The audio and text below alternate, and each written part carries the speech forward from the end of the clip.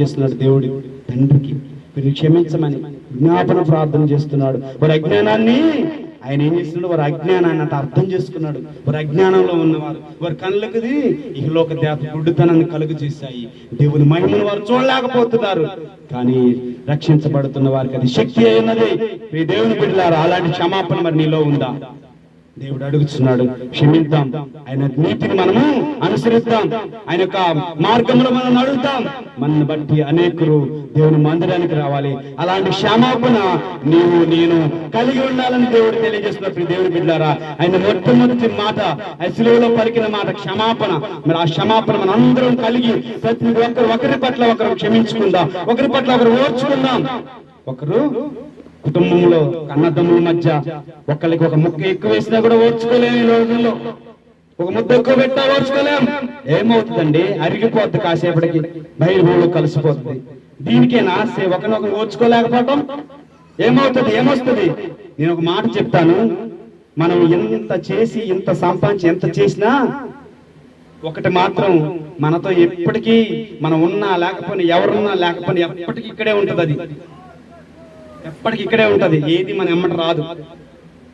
ఈ భూమి నాది, ఆ భూమి నాది, ఆ పొలం నాది, ఈ పొలం నాది అనుకుంటున్నాం, కానీ అది ఏది కూడా మనతో రాదు. మనం చనిపోయిన తర్వాత ఇక్కడే ఉంటది.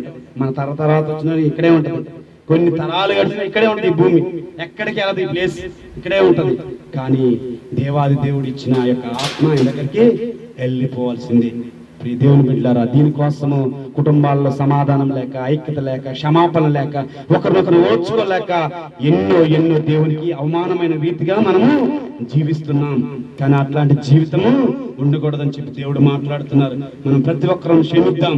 అత్తను క్షమిద్దాం, భర్తను క్షమిద్దాం, భార్యను క్షమిద్దాం, తల్లిని క్షమిద్దాం.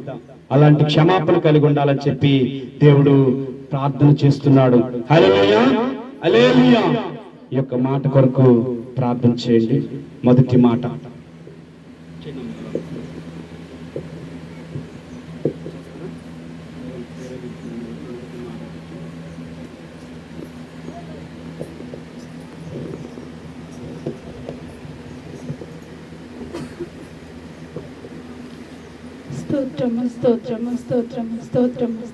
స్తోత్రములు దేవా, పరిశుద్ధుడా, ప్రేమగలిగిన దేవా, కృపగలిగిన దేవా, మీకు స్తుతులు స్తోత్రాలు వందనాలు చెల్లిస్తున్నాము నా ప్రభా.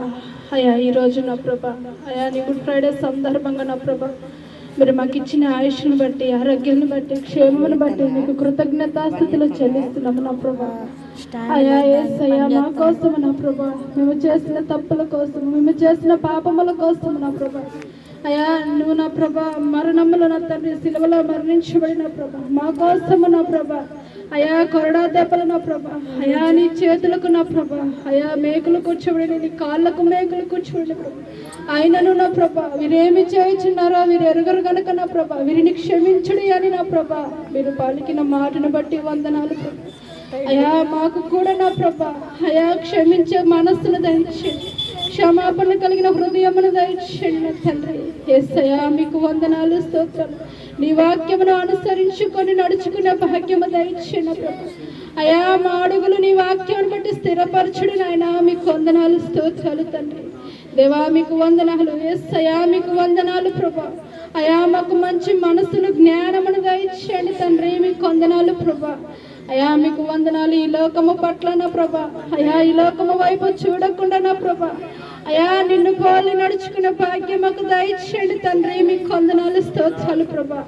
యేసయ్యా మీకు వందనాలు చెల్లించుకుంటున్నా ప్రభా. ఈ చిన్న ప్రార్థన మీ పాదాల సన్నిధి చేర్చుకో. యేసయ్యా అతి పరిశుద్ధమైన నామములో ప్రార్థించి వేడుకొని పొందుకుని నామ తండ్రి, ఆమేన్.